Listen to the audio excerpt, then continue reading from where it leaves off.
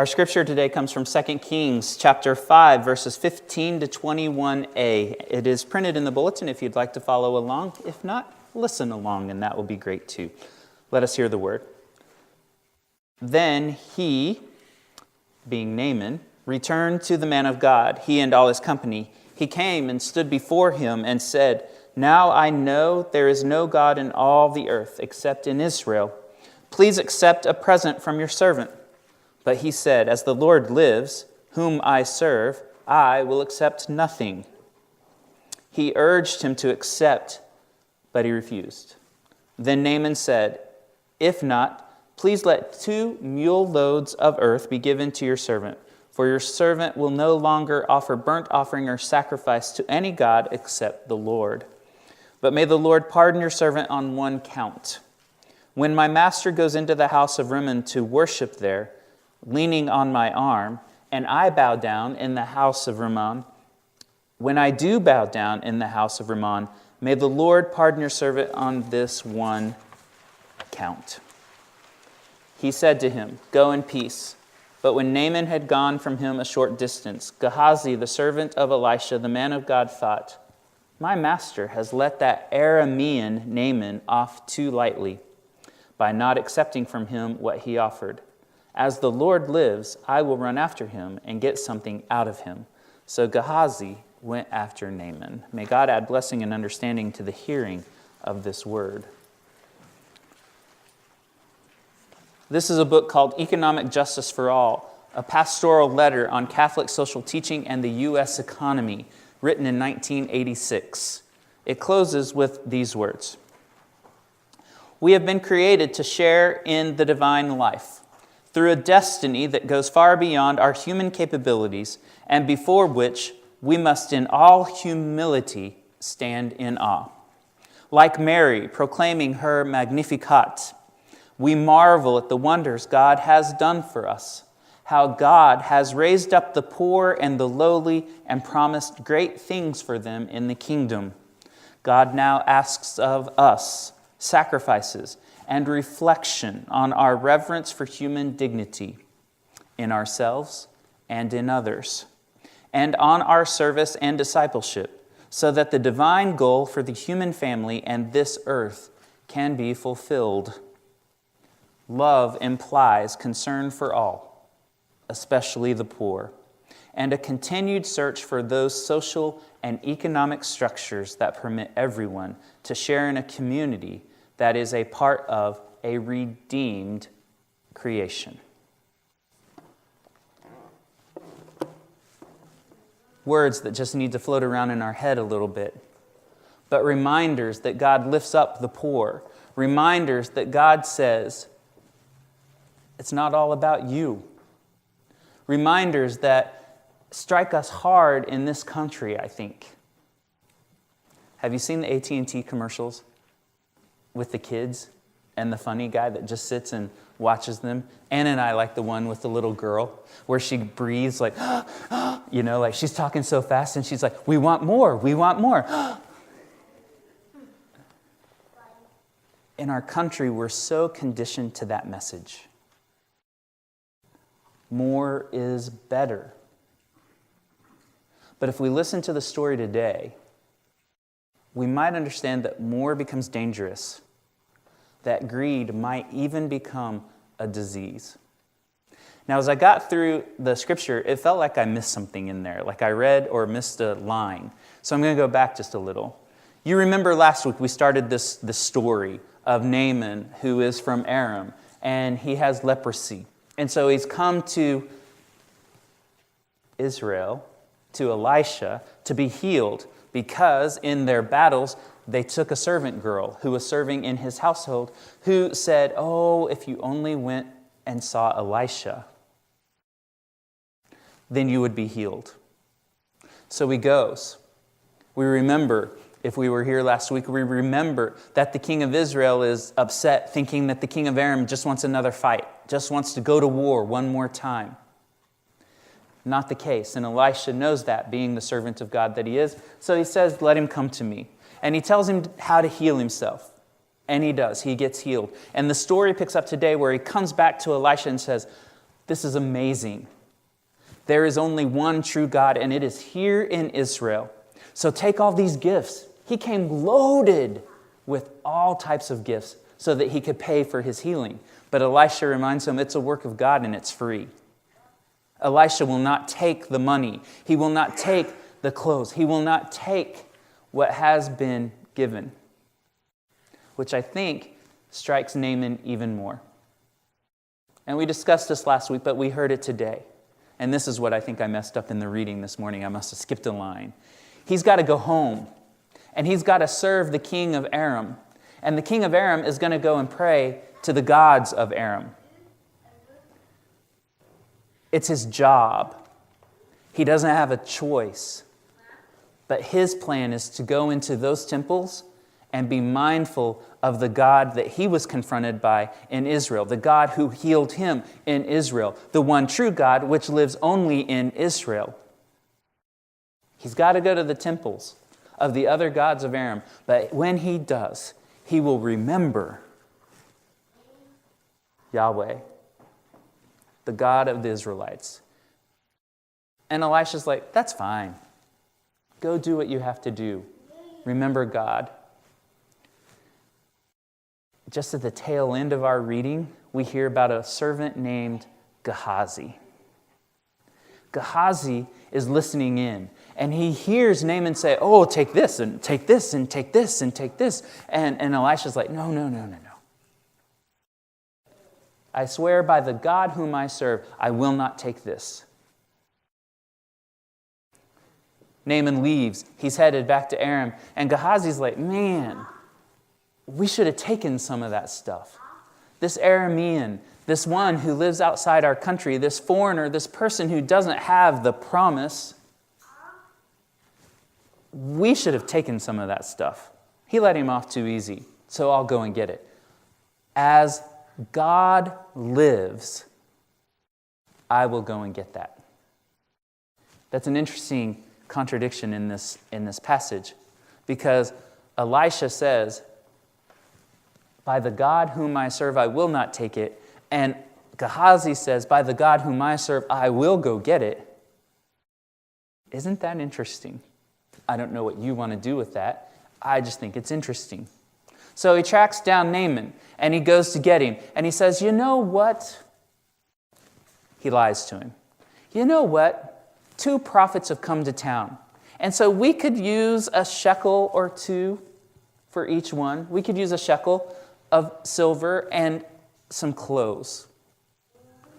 And Naaman, who is fresh in the spirit, fresh in the faith, just pronounced his confession of faith to serve this God of Israel, says, don't just take 1 set of clothes, take 2. And don't just take 1 shekel, take 2. And here, use my servants, and they'll take you home. They'll carry the stuff for you. You don't have to worry about a thing. And Gehazi's like, thanks. And maybe in his mind, he's like, oh, I should have asked for more. Because more is better. We want more. We want more. He gets back to town and he says, okay, thank you, servants. I'll take it from here. He goes home and he hides the stuff. But Elisha, the chosen prophet of God, serving Israel at that time, comes to Gehazi and says, you went to Naaman and you took some of his stuff, didn't you? And Gehazi lies for the second time and says, no, I didn't do that. And Elisha's like, I know that you did. And here is your punishment. That you and all of your descendants from this time forward will always suffer from the disease that Naaman once suffered from. You will have leprosy. And when he left Elisha's presence, he was white as snow. Greed becomes a disease.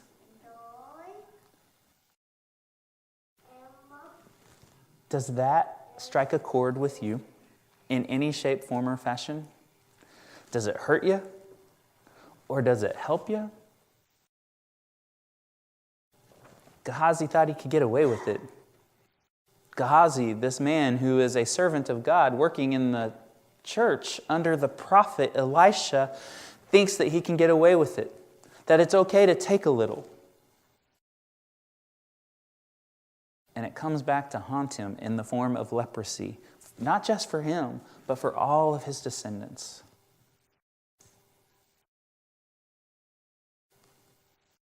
Does greed still make us leprous today, maybe in a different form, metaphorically speaking? If we are so greedy, I don't know.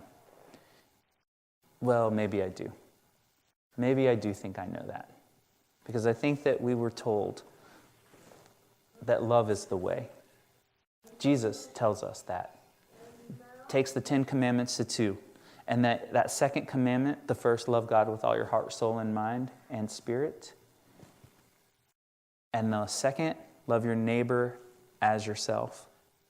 There's nothing wrong with loving yourself. Just don't love yourself more than your neighbor. Hopefully that's a concept that our youth found in Indianapolis this week. You're going to hear some of those stories right now. I wanted you to hear some of the ways that we were affected by what we saw in the way of poverty and homelessness and people who have just recently been resettled to the United States. These stories are powerful. And we probably won't do them justice because we were there and we lived with them in their neighborhood for 3 days. But hopefully we can give you an image, a glimpse. Natalie?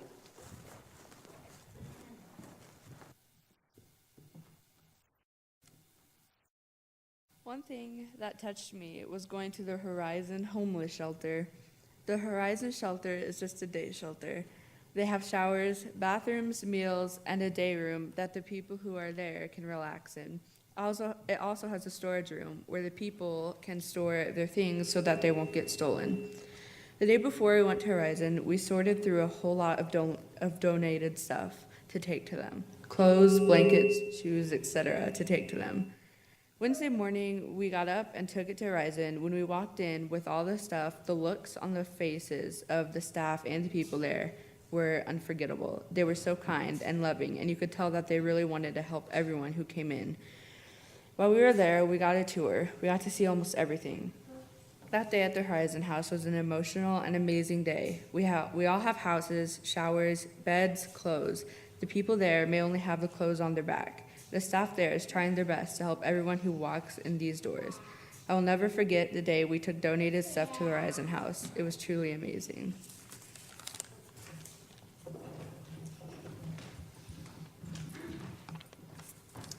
This past week on our mission trip to Indianapolis, we met so many new people whose stories made an impact on our lives and which we hopefully did in return.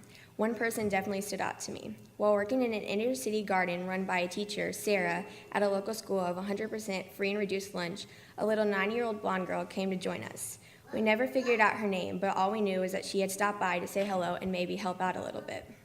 After working for a bit and her helping take pictures of everyone, we noticed that the teacher Sarah had given her a bag of food to take home. While giving her the food, Sarah said, "Now, you can keep this for yourself. You don't have to share it." The little girl replied with, "Don't worry, I will keep it in the stash in my garage. When I tell my mom I'm going to a friend's house, I'm actually going to eat in the garage." Later, we found out that this little girl hadn't eaten in 3 days.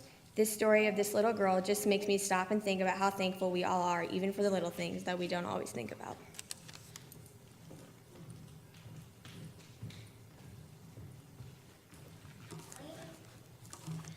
The first day we worked, we went to an inner city garden, like Maddie said.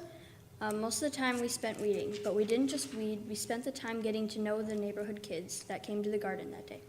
We met Patience, Kyla, William, and many others. When lunchtime came around, none of the kids had lunches to eat. The 6 of us, had meat sandwiches. We could see how bad they wanted it, so we all tore our sandwiches in half. This was kind of our new thing, tearing our sandwich in half and giving it to the people who need it. After we left the garden, we went to organize donations for some shelters. There was a ton of clothes, shoes, blankets, and sheets. While we were organizing, we heard the real story of Patience, Kyla, and William. This family was found in a car, no windows, and the windows had plastic bags over them. The church we were staying at, Centenary Christian Church, took that family in and gave them food and a shelter. After some time, their mom had a job and they were doing okay. Today, this family has income, a shelter, and the kids are doing super well in school. They also attend the church every Sunday and are very involved. So the four of us, wanted to say thank you to Kelly and Ann for giving their time to take us on mission trip, because we knew that Ann had a lot of work to do. So, yeah.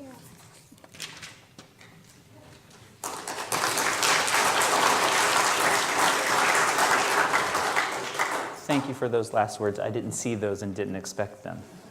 Thank you. Poverty, homelessness has a face for our kids now. Marcus Borg says in the book, The Heart of Christianity, which I've quoted from a few weeks ago, but he says that we've got to notice the poor. He says that our country is being divided along socioeconomic lines, and maybe we just don't even notice it anymore. It happens in institutions like churches and other places. It's happening everywhere. In our travels, maybe we see the poor, but we don't know them. We might be interested, but we don't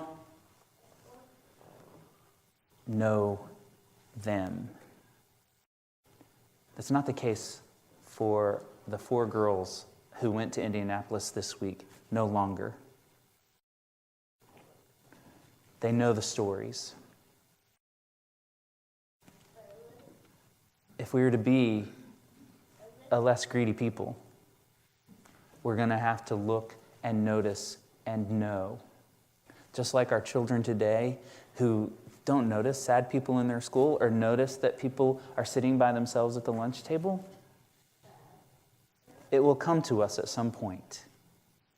The earlier we can begin to notice this, I think the more we can know God. I believe that. Now, what do we do here? Because we know there are people who are hungry and who are homeless that live right here in Macomb. So the trick for the 6 of us who went there is to translate that trip into living faith here. We read a story at one of the worship services during our time in Indianapolis, and it's a story from Tony Campolo, who talks about the time when his father in the 1940s was living here in the United States as a first-generation American from Italy, lived in Pennsylvania, and had the opportunity in the evenings to go to the local farms and glean beans. The regular pickers worked through the day, but the farmers would let others come and pick more beans in the evening time, stuff that was left, stuff that was missed. One night, on a day when he'd had a particularly hard day, and on a night when he really needed to glean a lot of beans, Campolo's father noticed this large African-American man working fast, like boom, boom, boom, boom, a giant among the beans. And he realized that it wouldn't be too long before all the beans would be gone. So Campolo's father just sat down, gave up, and he watched this man work so quickly. As the man approached Campolo's father, he saw him just sitting there, and he said to him, "Son, one day you're going to see someone who's down on their luck and needs a little help. And I want you to do what I'm about to do for you. And I want you to remember me in that moment." And he took his bag of beans and poured them into Campolo's father's bag.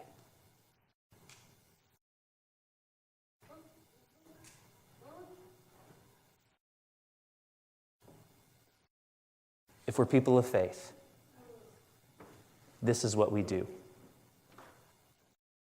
If we're people of faith, selflessness becomes the norm, and greed will not become a disease. May we be more like Naaman and less like Gehazi. Amen.